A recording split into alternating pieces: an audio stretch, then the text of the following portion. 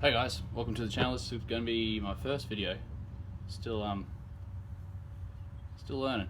See how we go. Still learning the camera. I don't even have a tripod yet. It's coming. It's coming. Hopefully, be here next week, and we'll work with that. That'll be a bit easier. Predominantly want this channel to be basic blacksmithing.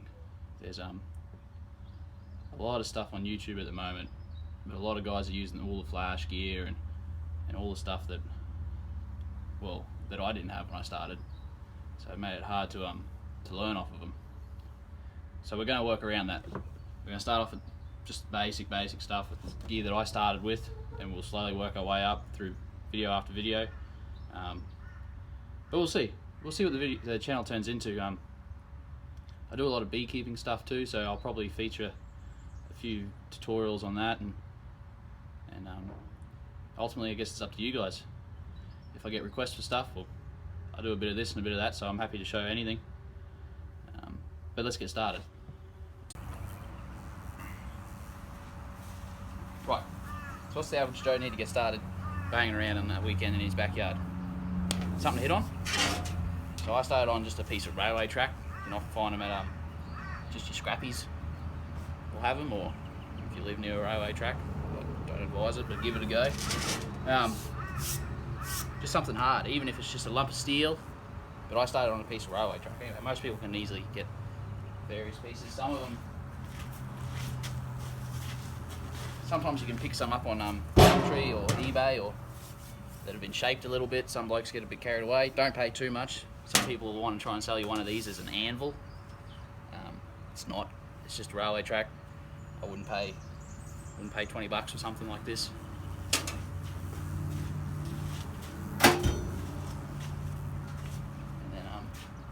And some tongs. Started off, I just had some fencing pliers, vice grips. Every man and his dog has a pair of vice grips. They'll do.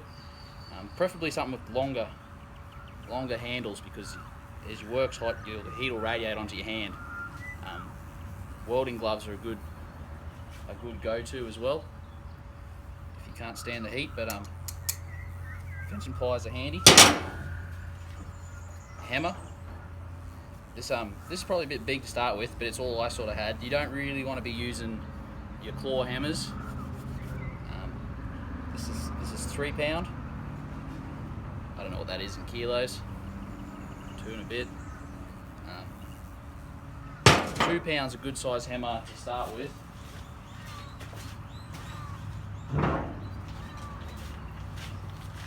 This is my favourite hammer at the moment. This is a little 2 pound rounding hammer. Use it for most jobs. It's got no sharp edges on it. If you buy hammers from the store, they'll always have sharp edges around it. Just get a grinder.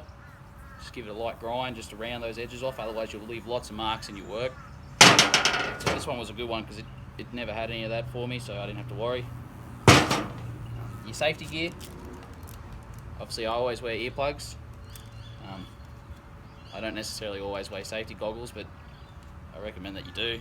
I have been in hospital before to get metal out of my eye, and I learned lessons the hard way. And then when I first started, I just used timber. I don't have to have coal or coke, or I see some people using those barbecue charcoal beads. They're not the best, but they'll get some heat if you got nothing else. Otherwise, wood. Just burn some wood, let it char up a bit, get down to coals, and then that's charcoal. That's all you need.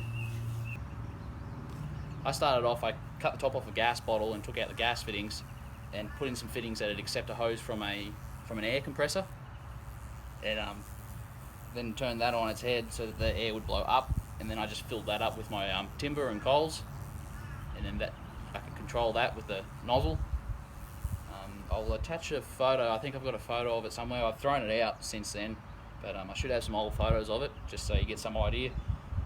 I don't recommend cutting your own gas bowls in half butt unless you know what you're doing, because if there's any residue gas left in there, you're likely to do yourself an injury. That's up to you. That's got nothing to do with me. I don't recommend it. 10mm steel's a good starting point. Just some 10mm round bar.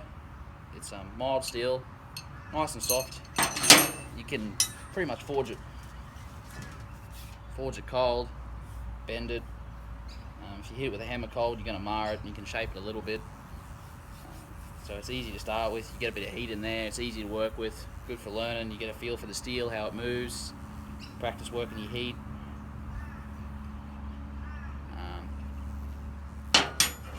That's what I started on, but we'll get to that one video at a time.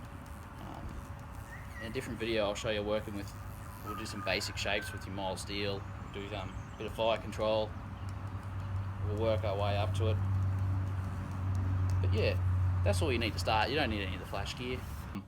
In the next video, we'll do a little bit of fire control, light a fire. I'll show you around my shop quickly. It's not much. It's not very big. I'm in it now. You can see, but so we'll have a bit of a look around. Look at what I got now. We might even hit a bit of steel. We'll see how we go. But mostly, I want to focus on fire control in the next video because it's a skill in its own. It took a long time for me to work out proper fire management. You have a lot of little teething issues, but I'll touch on all of those. First video, like I said, so camera work's not real good. See what my editing's like. I've got to learn that yet. Might write a script next time because I'm arming and ahhing and pausing and I'm not sure what to say. Not real good in front of the camera yet, so hopefully that all comes to me as we go. But thanks for watching. I want to try and do a video a week. I reckon it'd be good for me because I work full time. I've got a lot of other commitments, so I'm not going to be one of those blokes that can pump out a video every day. I don't have the time for that. I'm going to aim for one a week. Probably try and upload them on a Friday or a Monday. We'll see how we, maybe Monday. Work on it over the weekends. See how we go. I don't think there's anything else we need to touch on. If you don't have an air compressor, I should add that. If you don't have an air compressor, a hairdryer is good.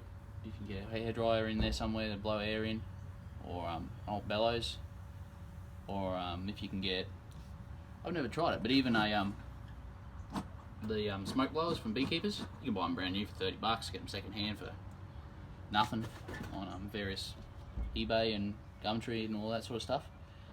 You could hook a little pipe up to that and hand bellow it. That'd be pretty old school. That'd be the way to go. Yeah. Any questions? Hit me up in the comments. Send me a message.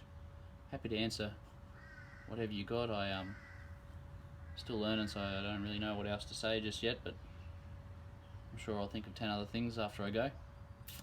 I'll put them in next week's video. Cheers, guys. Catch ya.